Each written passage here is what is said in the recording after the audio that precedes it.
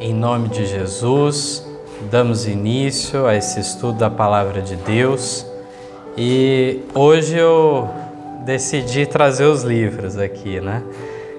Sempre procuro trazer o estudo, o roteiro impresso, né? Mas hoje eu quis mudar um pouco, quis assustar um pouco os irmãos aqui da igreja, trouxe uns livrão grande aqui, né? E vamos tratar de um tema que é de um dos capítulos dessa coletânea Visões do Céu, de Ellen White, um livrinho muito gostoso, indico para todos, 112 páginas tem aqui, tem 20 capítulos, aqui são divididos em vários tópicos, e o tópico que a gente vai pegar para estudar é o capítulo 11, Alguns já estão no céu. Então esse será o tema que vamos nos deter e temos alguns nomes aqui, vamos fazer um breve esboço de cada um destes, né? E primeiramente eu gostaria que abríssemos então nossas Bíblias em Hebreus, capítulo 11, para vermos acerca do primeiro que de fato passou pelos portais celestiais. Nós temos o relato sobre esse personagem lá em Gênesis 5 e em Hebreus 11, Paulo comenta também sobre ele. Hebreus 11, verso 5. Pela fé, Enoque foi trasladado para não ver a morte, e não foi achado porque Deus o trasladara, visto como antes da sua trasladação alcançou testemunho de que agradara a Deus. Ora, sem fé é impossível agradar-lhe, porque é necessário que aquele que se aproxima de Deus creia que Ele existe e que é galardoador dos que o buscam. Então está aqui um breve esboço sobre Enoque, nas palavras de Paulo, falando sobre o poder da fé, que é o tema do nosso estudo de semana passada, e nós encontramos que de fato lá em Gênesis 5 fala que Enoque ele viveu até 65 anos, gerou o seu primeiro filho, Matusalém, e depois disso ele viveu mais o que? 300 anos andando com Deus. E no total, então, muito menor do que o dos demais, que naquela época viviam 900 anos, né? Viveu 365 anos e já não acharam, porque Deus tinha tomado para si.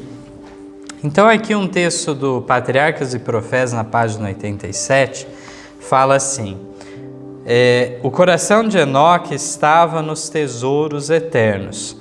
Ele estimava a cidade celestial. Vira o rei em sua glória no meio de Sião. Seu espírito, seu coração, sua conversação eram sobre coisas celestiais. Quanto maior era a iniquidade existente, mais ardente era o seu anelo pelo lar de Deus. Enquanto ainda se encontrava na terra, habitou pela fé no reino da luz. Bem-aventurados limpos do coração, porque eles verão a Deus, Mateus 5,8. Durante 300 anos Enoque estivera procurando pureza de alma, para que pudesse estar em harmonia com o céu. Durante 3 séculos andara com Deus, dia após dia. Almejara uma união mais íntima, cada vez mais estreita se tornara a comunhão, até que Deus o tomou para si.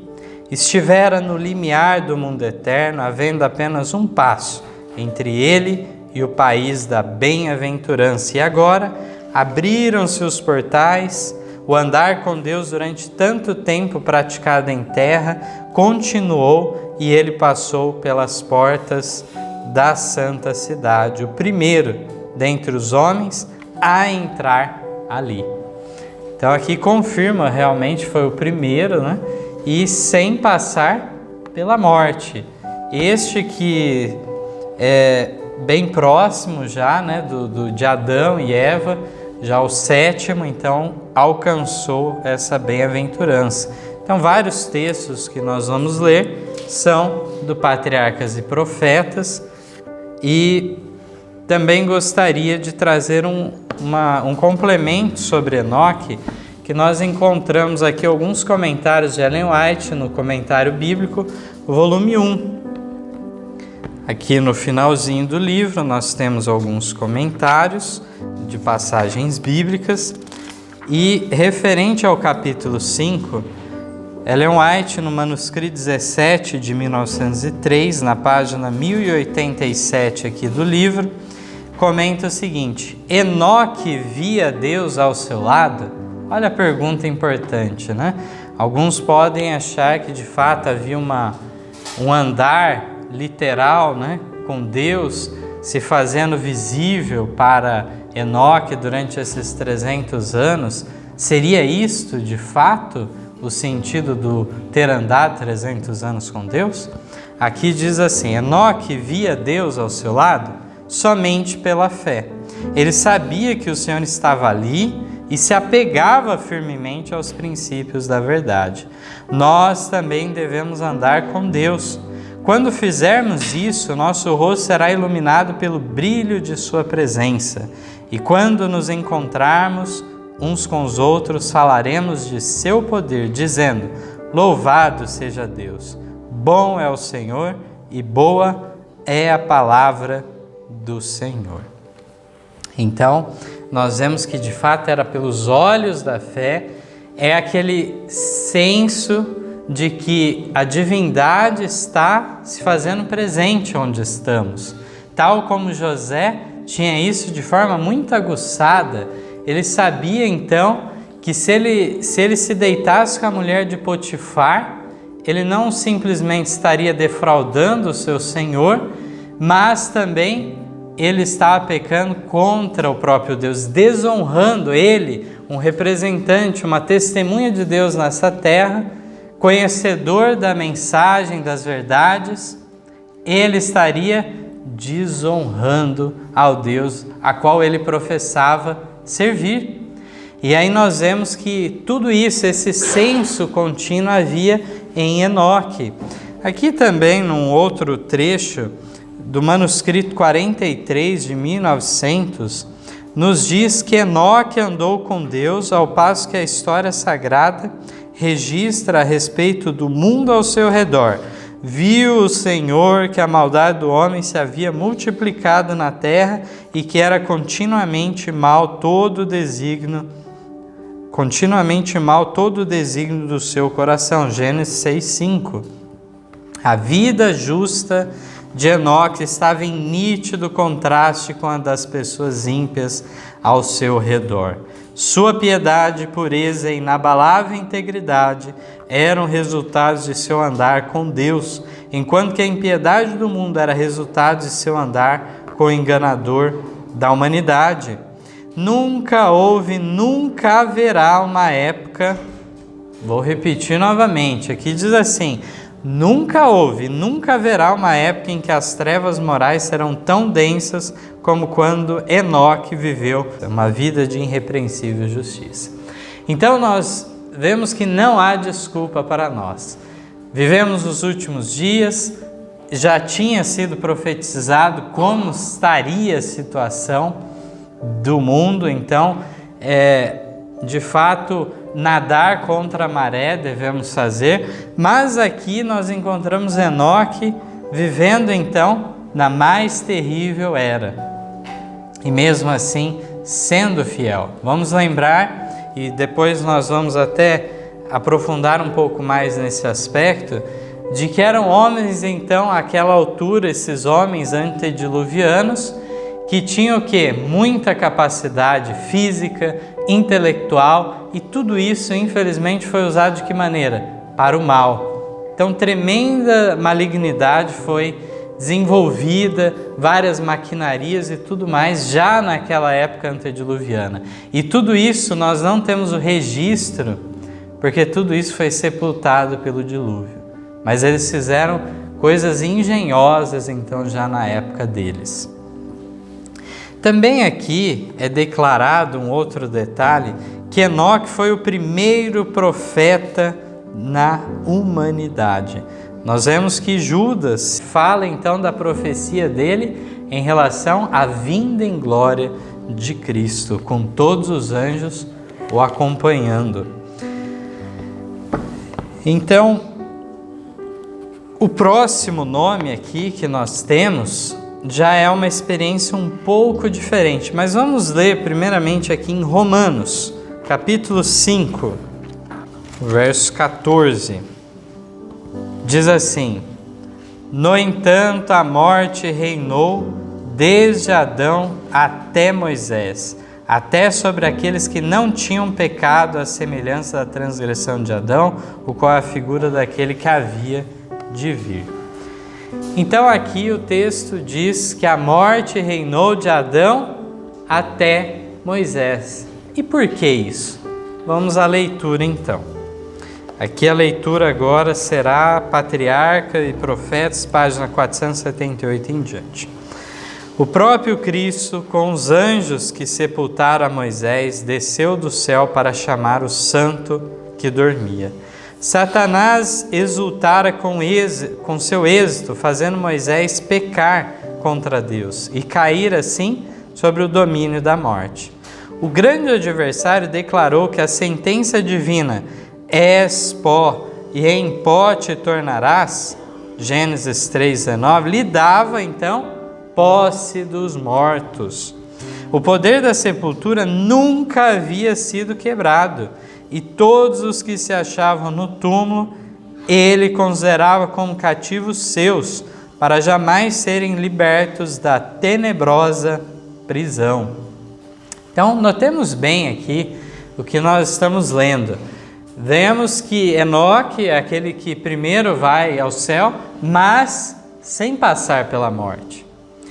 E agora, então, nós estamos aqui aproximadamente aí a 2.500 anos depois da entrada do pecado em nosso mundo, e até aquele momento não havia ocorrido nenhuma ressurreição dos mortos e ida para o céu. E aí Satanás então considerava aqueles que tinham sido mortos, falecidos, como cativos seus.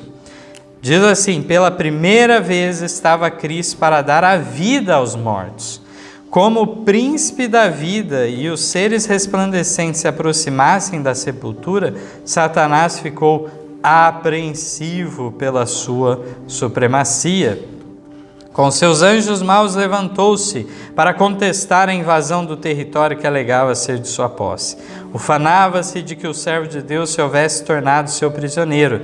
Declarou que mesmo Moisés não foi capaz de guardar a lei de Deus, que tomara para si a glória devida a Jeová, o mesmo pecado que determinara o banimento de Satanás do céu, e viera pela transgressão sobre o domínio de Satanás. O maior dos traidores reiterou as acusações originais que fizera contra o governo divino e repetiu suas queixas da injustiça de Deus para com ele.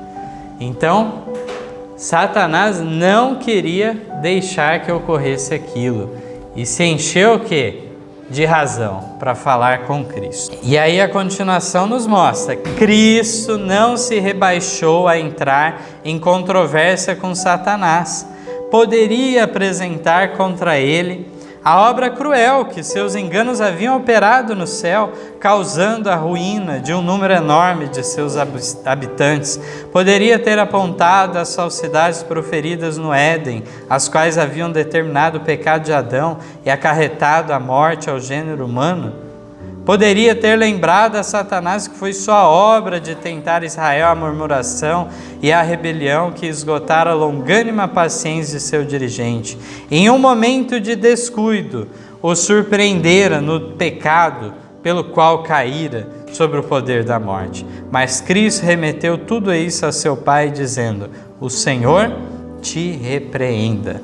O Salvador não entrou em discussão com seu adversário, mas naquele momento, ali mesmo, iniciou a obra de quebrar o poder desse adversário decaído e de trazer o morto à vida. Ali estava uma prova que Satanás não podia contestar relativa à supremacia do Filho de Deus. Tornou-se para sempre certa a ressurreição. Satanás foi despojado de sua presa, os justos mortos de novo viveriam. Então nós vemos que de fato Cristo não estava lá para julgar agora, fazer a condenação de Satanás, e por isso que ele não entrou em discussão com o inimigo. Isso, ao final, ao cabo, ele será culpabilizado de tudo. Nós encontramos aqui, de fato, todo o mal. A própria morte só entrou no mundo por causa de Satanás. E aí nós vemos, então, que de fato a intenção, a situação que foi colocada Moisés contou neste caso. De fato, aqui é dito, no momento de descuido, ele foi surpreendido no pecado, mas houve arrependimento. Essa que é a grande questão. Para Satanás e os anjos caídos, não houve essa mudança de posição. Não se arrependeram diante de Deus, diferente do caso de Moisés. E aqui nos mostra esse poder, então, sendo quebrado de Satanás, agora mostrando que a ressurreição seria certa a todos os justos mortos. Era muito simbólico, essa ressurreição de Moisés, então, era essa prova do poder de Deus de restaurar a vida às pessoas ao final, no último dia. Diz assim: em consequência do pecado, Moisés se sujeitara ao poder de Satanás. Por seus méritos, não passava de um legítimo cativo da morte, mas foi ressuscitado para a vida imortal, conquistando esse direito em nome do Redentor. Moisés saiu do túmulo glorificado e ascendeu com seu libertador à cidade de Deus. Nunca antes que fossem exemplificados no sacrifício de Cristo, foram a justiça e o amor de Deus mais notavelmente demonstrados do que em seu trato com Moisés. Depois, quando viesse Cristo, teria um exemplo, um modelo mais ainda profundo de estudo. Mas até então, o maior exemplo da união, da justiça e a misericórdia, o amor de Deus superabundando nisso tudo para a salvação daqueles pecadores arrependidos pela graça que há nele. Aqui diz assim: Deus excluiu Moisés de Canaã, a fim de ensinar uma lição que jamais deveria ser esquecida, de que ele exige estrita obediência e de que os homens devem acautelar-se em não tomarem para si a glória que é devida a seu Criador. Ele não podia atender à oração de Moisés de que lhe fosse dado partilhar da herança de Israel, mas não se esqueceu do seu servo, nem o abandonou. O Deus do céu compreendia os sofrimentos que Moisés havia suportado e notava cada ato de serviço fiel durante aqueles longos anos de conflito e provações.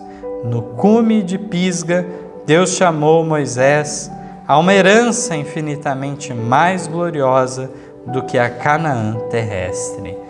Vamos lembrar que o próprio registro bíblico inspirado, histórico, nos diz o que? Moisés foi o homem mais manso da terra. E mesmo assim, tiraram ele da compostura, ele ficou irado e tomou aquilo que era próprio de Deus. Não era ele que efetuava o milagre da rocha, mas sim o próprio Deus, usando ele como um instrumento humano.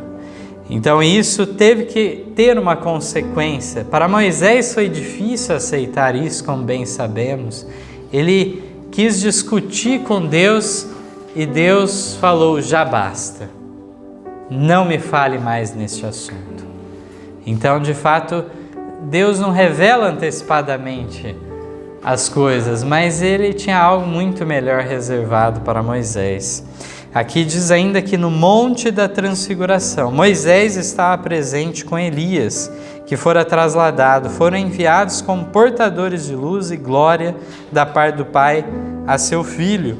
E assim, a oração de Moisés proferida havia tantos séculos antes finalmente se cumpriu. Estava ele na boa montanha, dentro da herança de seu povo, dando testemunho daquele em quem se centralizavam todas as promessas de Israel. Tal é a última cena revelada aos olhos mortais na história daquele homem tão altamente honrado pelo céu. É interessante que nós vemos nessa história de Moisés que lá no registro do Antigo Testamento não é algo que é deixado evidente. É algo que é falado da morte dele, mas não se fala da sua ressurreição e ida para o céu, da sua ascensão. E de fato já haviam livros que não entraram no cânon bíblico, mas livros estes então que já falavam de uma ascensão de Moisés. Isso já é conhecido entre os judeus e é em referência a isso, essa tradição que já havia, que o apóstolo Judas em sua carta faz menção a isso, de fato confirmando então daquele contender de Satanás, contender com Miguel, que é o próprio Cristo, e haver então nessa situação a resposta de Jesus, o Senhor te repreenda. E aí o outro detalhe bíblico que nós temos aqui, Romanos 5,14, como vimos, da morte reinando de Adão até Moisés. Mas por fim, a maior prova de todas que temos que Moisés ressuscitou, vemos evidências circunstanciais aqui, né, tanto em Romanos como em Judas, mas encontramos agora o que? Este fato do Monte da Transfiguração.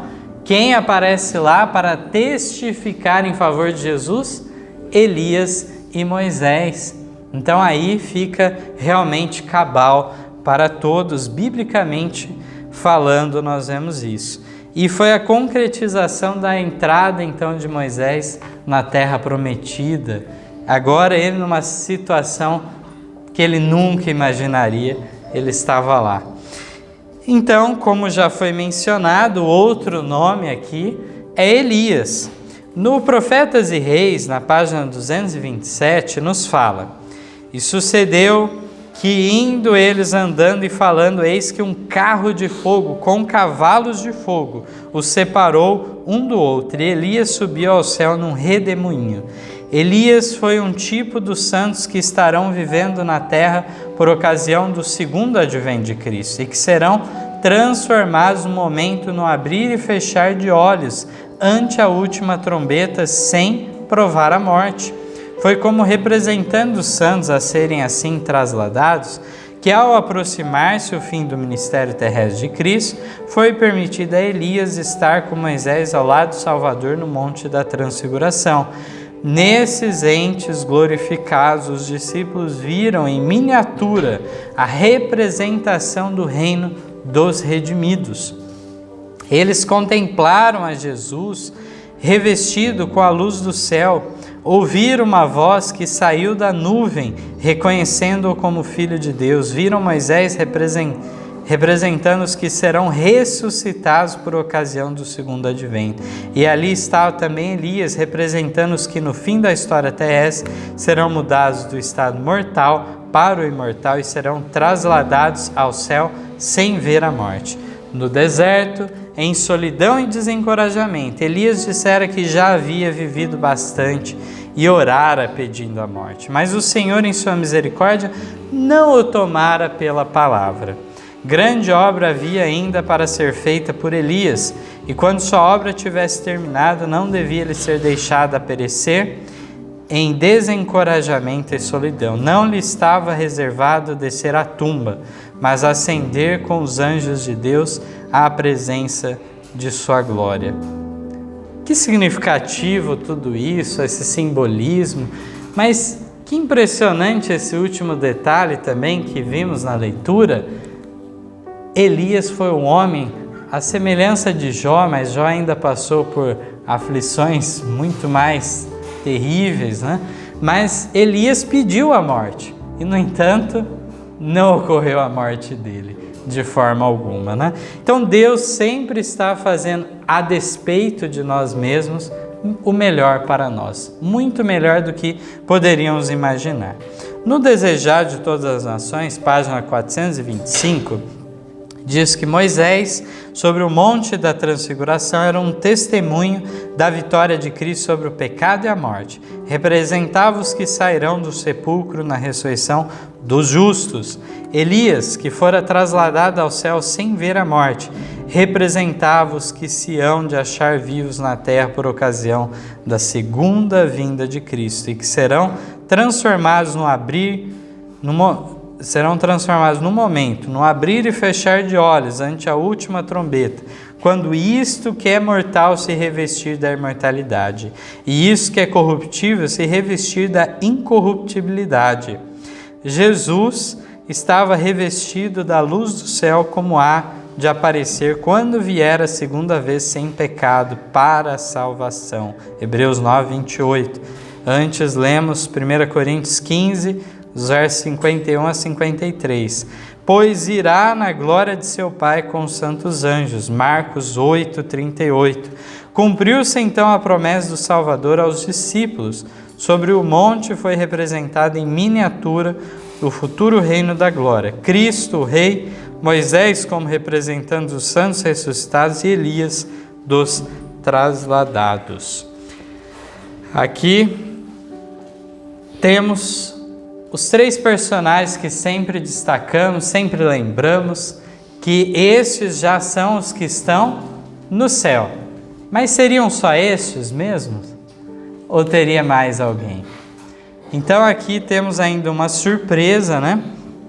Aqui agora vamos ler um texto desejado na página 787, que vai falar de uma classe muito maior do que meros 3 homens. Aqui diz assim: Cristo ressurgiu dos mortos, como as primícias dos que dormem. Era representado pelo molho movido e sua ressurreição ocorreu no primeiro dia em que o mesmo devia ser apresentado perante o Senhor. Por mais de 1000 anos, essa simbólica cerimônia fora realizada. Das searas colhiam-se as primeiras espigas de grãos maduros, e quando o povo subia a Jerusalém, por ocasião da Páscoa, o molho das primícias era movido como uma oferta de ações de graças perante o Senhor. Enquanto essa oferenda não fosse apresentada, a foice não podia ser metida aos cereais, nem esses ser reunidos em molhos. O molho dedicado a Deus representava a colheita. Assim, Cristo, as primícias, representava a grande colheita espiritual para o reino de Deus. Sua ressurreição é o tipo e o penhor da ressurreição de todos os justos mortos. Porque se cremos que Jesus morreu e ressuscitou, assim também aos que em Jesus dormem, Deus os tornará a trazer com ele. 1 Tessalonicenses 4,14. Quando Cristo ressurgiu, trouxe do sepulcro uma multidão de cativos. O terremoto, por ocasião de sua morte, abrira-lhes o sepulcro, e ao ressuscitar ele, ressurgiram juntamente. Eram os que haviam colaborado com Deus e que, à custa da própria vida, tinham dado testemunho da verdade. Agora deviam ser testemunhas daquele que os ressuscitara dentre os mortos. Então aqui não tem a identidade destes, né? Especificamente fulano, beltrano, ciclano, mas nós temos aqui o fato, um requisito, digamos, um atributo dessa classe, é que diz aqui que haviam colaborado com Deus, até mesmo que à custa da própria vida, selando o seu testemunho em favor da verdade. Diz a continuação: durante seu ministério, Jesus ressuscitara mortos, fizera reviver o filho da viúva de Naim, a filha do principal e Lázaro. Estes não foram revestidos de imortalidade, ressurgidos estavam ainda sujeitos à morte. Aqueles, porém, que ressurgiram por ocasião da ressurreição de Cristo, saíram para a vida eterna. Ascenderam com ele como troféus de sua vitória sobre a morte e o sepulcro. Estes, disse Cristo, não mais são cativos de Satanás. Eu os redimi. Trouxe-os da sepultura como as primícias de meu poder, para estarem comigo onde eu estiver, para nunca mais verem a morte, nem experimentarem a dor. Esses entraram na cidade e apareceram a muitos, declarando: Cristo ressurgiu dos mortos e nós ressurgimos com Ele. Assim foi imortalizada a sagrada verdade da ressurreição. Os ressurgidos santos deram testemunho da veracidade das palavras. Os teus falecidos viverão, juntamente com o meu cadáver, eles se levantarão. Sua ressurreição era uma símile do cumprimento da profecia. Despertai e exultai os que habitais no pó, porque o teu orvalho, ó Deus, será como orvalho de vida, e a terra dará à luz os seus mortos. Isaías 26:19. Para o crente, Cristo é a ressurreição e a vida. Em nosso Salvador é restaurada a vida que se perdera mediante o pecado, pois Ele possui vida em si mesmo. Então aqui nós lemos, esse capítulo 11 inteiro do Visões do Céu, um livretinho maravilhoso. Tem outros capítulos aqui que nos impressionam também os detalhes. Então lá no Evangelho de Mateus, no capítulo 27, 52 em diante, narra isso. Inclusive nós vamos ler, eu acho que aqui no Primeiros Escritos, esse detalhe que os túmulos se abrem com a morte de Cristo, mas eles ressuscitam apenas quando Cristo ressuscita. Há aquele terremoto na ocasião da morte de Cristo e, de fato, eles saem do túmulo ressurgidos apenas juntamente com Cristo no primeiro dia da semana. E eu gostaria de ler um outro texto também aqui em Efésios 4:8, que faz menção a este fato, mas muitas vezes a leitura não é tão clara num primeiro relance, mas Paulo ele está citando nessa passagem de Efésios uma passagem que já havia no Antigo Testamento. Lá em Salmo 68 havia uma referência no Salmo 68, e aqui em Efésios 4:8 diz assim: por isso diz, subindo ao alto, levou cativo o cativeiro e deu dons aos homens. Aqui também nós notamos que Ellen White havia feito essa referência no texto, quando fala: quando Cristo ressurgiu, trouxe do sepulcro uma multidão de cativos. Então o significado aqui do texto de Salmos, que é aplicado por Paulo aqui, nos fala então desse fato de ele tirar das garras de Satanás uma multidão então de cativos dele. Então levou o cativo o cativeiro do inimigo. Ele já não tinha mais poder sobre estes, Uma multidão então foi levada ao céu nessa ocasião. E no Primeiros Escritos temos alguns detalhes a mais para fecharmos o que temos de revelado em relação a essas pessoas. Vale lembrar um outro detalhe bíblico também, que não temos aqui condição de aprofundar tanto neste estudo, mas lá em Apocalipse há a figura dos 24 anciões e os 4 seres viventes. E nós temos algumas informações indiretas sobre eles. Quem seriam estes? Muitas vezes se pensa que são anjos ou seres não caídos de outros mundos, mas pelo cântico que eles louvam a Deus, se revela que eles foram também redimidos. E eles estão lá no céu porque já foram resgatados por Cristo. Então, aqui nós temos um vislumbre, tanto os 24 anciões como os 4 seres viventes, eles se juntam nesse louvor, seriam referências então a essa multidão. Não sabemos que apenas Se foi só 28 ou foram mais, dentre aqueles que foram ressuscitados, foram escolhidos aqueles para tomarem parte diante do trono de Deus, como é revelado lá no Apocalipse, são partes que não nos são reveladas. Mas é muito plausível, sim, essa correlação de fazermos em relação aos 24 anciões e esses que ressuscitaram dentre os mortos na ressurreição de Cristo. Aqui na página 184 do Primeiros Escritos, nos diz assim: quando Jesus, estando suspenso na cruz, clamou, está consumado, as pedras se partiram, a terra tremeu e algumas das sepulturas se abriram. Quando ele surgiu vitorioso sobre a morte e o túmulo, enquanto a terra vacilava e a glória do céu resplandecia em redor do local sagrado, muitos dos justos mortos, obedientes à sua chamada, saíram como testemunhas de que ele ressurgira.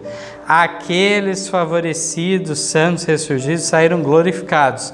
Eram escolhidos e santos de todos os tempos, desde a criação até os dias de Cristo.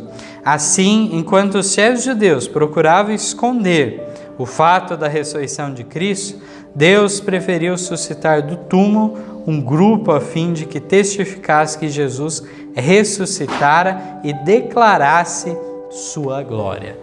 Então aqui eu achei impressionante esse detalhe que nos fala que foram pessoas de várias gerações, desde a primeira até a última, daquele momento quando Cristo veio à Terra. E Ellen White, ela aprofunda mais o tema. Olha só que interessante. E o que viram, irmãos? Imagine o testemunho que foi dado quanto à ressurreição de Cristo. Foi muito poderoso.